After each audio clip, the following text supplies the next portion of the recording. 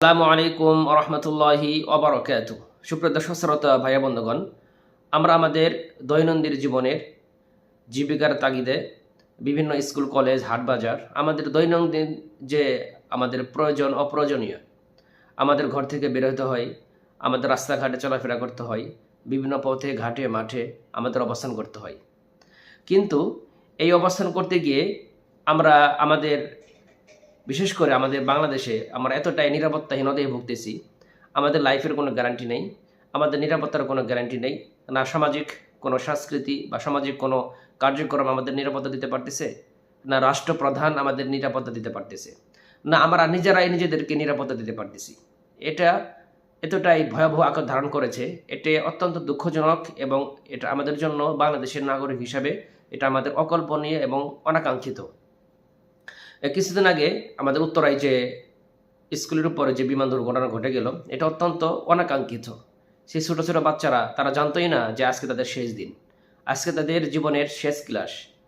এজন্য আমাদের অনাকাঙ্ক্ষিতভাবে এই ঘটনা, এই অনাকাঙ্ক্ষিত বিপদ আপদ এখান থেকে সুরক্ষার জন্য কোনো রাষ্ট্র, কোনো সমাজ বা কোনো নিজের সোসাইটি, এই ইউনিটি আমাদেরকে নিরাপত্তা দিতে পারবে না যদি আল্লাহ সুবহানাহু ওয়া তাআলা আমাদেরকে সেই নিরাপত্তা আমাদেরকে না দান করেন বা না দিয়ে থাকেন।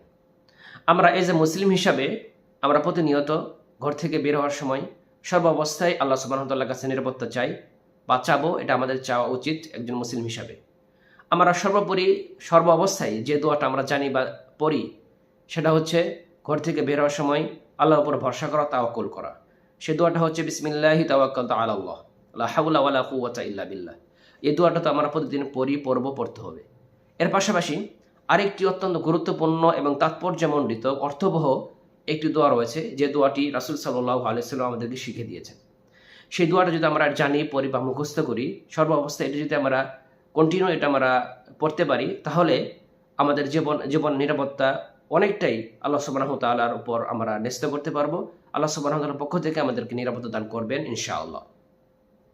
সেই দোয়াটি হচ্ছে আল্লাহুম্মা ইন্নী আউযু বিকা আন আদিল্লা আও উদাল্লা আও আজিল্লা আও উজাল্লা আও আযলিমা আও উজলামা আও আজহালা আও ইজহালা আলাইহি।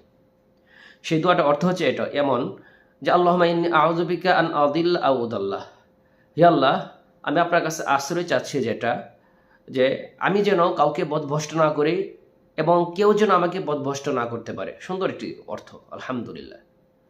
আবার বলছি আল্লাহুম্মা ইন্নী আউযু বিকা আন আদিল্লা আও উদাল্লা, হে আল্লাহ, আমি আপনার কাছে আশ্রয় চাচ্ছি আমি যেন নিজেকে বা অন্যকে পথভ্রষ্ট না করি বা কেউ যেন আমাকে পথভ্রষ্ট না করতে পারে। ও আজিল্লা আও উজাল্লা, আমি যেন কাউকে পথস্খলন না করি, কেউ যেন আমাকে পথস্খলন না করতে পারে। আও আযলিমা আও উজলামা, আমি যেন কারো উপর জুলুম না করি, কেউ যেন আমার উপর জুলুম করতে না পারে বা না করে। আও আজহালা আও ইজহালা আলাইহি, আমি যেন কাউকে মূর্খতা দিয়ে কাউকে যেন আমি ক্ষতি না করি, কেউ যেন আমার মূর্খতা প্রকাশ না করে। আও আজহালা আও ইজহালা আলাইহি।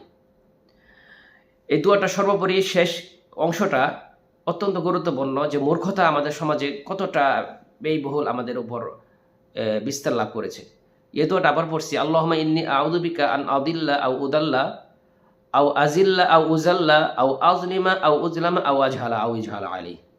তাই আসুন এই দোয়াটি আমরা সর্বোপরি মুখস্থ করি এবং পড়ি, তাহলে আল্লাহ সুবহানাহু ওয়া তাআলার পক্ষ থেকে আমাদেরকে সর্ব অবস্থায় সর্ব মুহূর্তে আমাদেরকে আল্লাহ